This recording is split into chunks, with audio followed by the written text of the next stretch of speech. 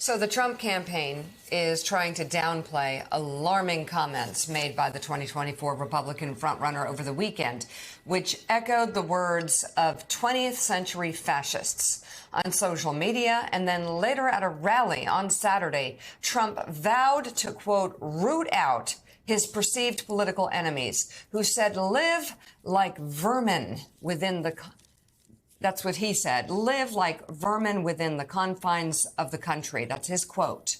In a statement to the Washington Post afterwards, a campaign spokesperson hit back at those drawing parallels between Trump's words and the words of dictators by using more extreme language. He told the Post, quote, those who try to make that ridiculous assertion are clearly grasping for anything, and their entire existence will be crushed when President Trump returns to the White House. So just stop there.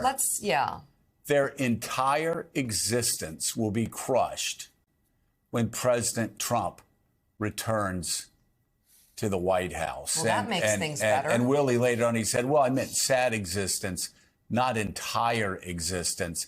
I mean, it's a distinction without a difference. But, I mean, how ridiculous that a guy comes out, a fat, white, pink boy, who's trying to talk tough for a fake populist who's going around spreading hatred and trying to overturn American democracy. And his response to Trump grasping back at a Nazi reference from the 1930s is to say these people that are criticizing him are going to have their entire existence crushed. I mean, are these, you know, where do you find people so vacant and so desperate and just lacking any center, any core, that they would talk about people's entire existences being crushed? Well, it's a job requirement, as you know, to work for Donald Trump. All those things you just lay out. The obsequious echo exactly what he said. And in this case, it's not a reach. It's exactly the thing that Adolf Hitler said. He used the term vermin. So that's a statement of fact. And it's just playbook 101, right, for a dictator and authoritarian to dehumanize your opponents so that you can do things to them that then seem, at least to your supporters, fair and just in some way because they're not human. And Vaughn, it's been striking once again to see the lack of response from any Republicans at all on any of this. I think it's almost a given here at this point. They've been asked, and we've been down this road for almost a decade now. Can you believe what Donald Trump said? Oh, I don't want to talk about the campaign. I don't want to talk about Donald Trump. We're focused on other things. Can you believe that he suggested General Milley should be executed? Oh, I didn't hear the comment. We know this, but my God, they won't talk about this either. Because it's what we were living through for all these last years, is that Donald Trump could very well be in the White House for 4 more years. Right.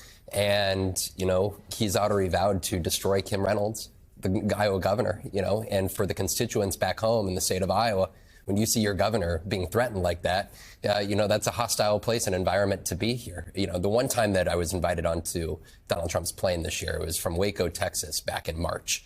And, you know, I work with these campaign staffers, including this press secretary, on a daily basis.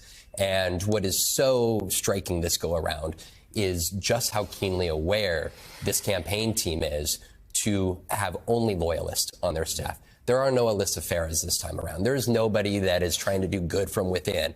When he got back on the plane after that rally in Waco, Texas, which there were a lot of questionable remarks made by the former president, he got back on the plane and everybody applauds. Great job, boss. And he puts his hands up in the air like that. And that is what the former president wants to hear. And frankly, when he sees polling numbers like he does, he has every right to feel good about his position right now. He wants to be treated like the dear leader. And Jonathan Lemire, that's also a preview of what we'll see if he's reelected in his cabinet and the people who he surrounds himself with. We did hear from the White House on this, though, yesterday on these vermin comments. Yeah, and the White House has really upped their rhetoric against Trump, criticizing Trump in the last week or two. We reported in the last week or so that they were mulling that shift, and, well, they have done it.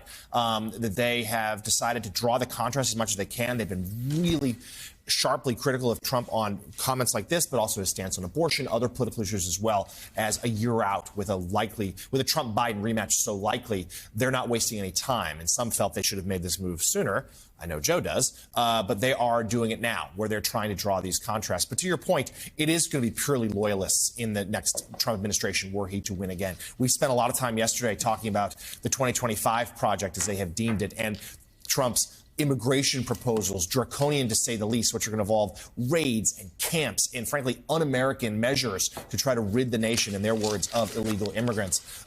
And that is what is coming here. It's not just rhetoric. It's going to be rhetoric followed by policy. And certainly we have heard Trump since 2015 use subhuman terms to describe his political foes. And we're seeing that again here with Vermin over the weekend. And there's no sign of it stopping. And yesterday afternoon, he said in a post on social media that he would institutionalize Special Counsel Jack Smith, the current Deputy Attorney General Lisa Monaco, as well as former DOJ prosecutor Alan Weiss. And Joe, just quickly, the Vermin comment was not an ad lib, was not a slip. He posted his exact comment to his social media site as well. This is a story he wants to tell now.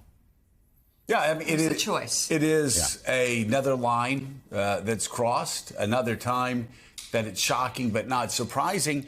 And again, I'm glad the White House is doing what they're doing. It makes sense. When somebody apes Adolf Hitler and apes Mussolini, Benito Mussolini, when they lift words from 1930 fascist speeches focused at dehumanizing Jews, when they talk about executing the chairman of the Joint Chiefs of Staff because he would not go along with a military coup, when they talk about institutionalizing the second he's elected, and this was just yesterday, institutionalizing people at the Justice Department because they're pursuing investigations against him.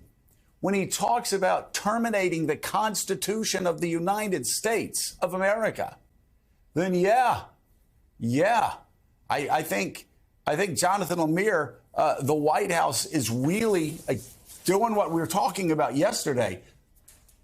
They're focusing on Donald Trump's words. Each one of these cases, institutionalizing people in the Justice Department that you don't like, and he makes that threat yesterday after lifting Hitler and Mussolini's words, what they used to describe Jews and other enemies of their fascist regimes. When he's talking about terminating the Constitution, when he's talking about doing all of these things, and when he has such extreme remarks on fallen soldiers, saying he doesn't respect them, he doesn't understand why. He calls men and women who gave their lives to the United States losers. Well, you know, it's a good thing he's bringing it out. And I just want to say, I want to underline again that I think it's Donald Trump's words that he's doing now. And, you know, he's got an old act. This is like Elvis 77. It's an old act. He's near the end. And so what does he do? All he can do is keep re-upping for the shock value. And he wants to re-up for the shock value, so we'll talk about him and other people will talk about him. What he doesn't understand is it's a double-edged sword. Those very words he's using are now being put together by a campaign that's going to beat him again. And they're going to beat him with his own words. And we talked about abortion yesterday. Donald Trump bragging, I am the one who terminated Roe v. Wade. I am the one that killed a woman's right to choose what to do with her own body. I am the one that took freedom away from your daughters, from your wives, from your loved ones. I am the one that crushed 50 years of freedom. I mean, him bragging about doing all of that and leading little 10-year-old girls being raped by illegal immigrants and having to flee the state of Ohio because of what Donald Trump did, and he's bragging about that? Whoo-wee. That's going to be a long fall for Donald Trump.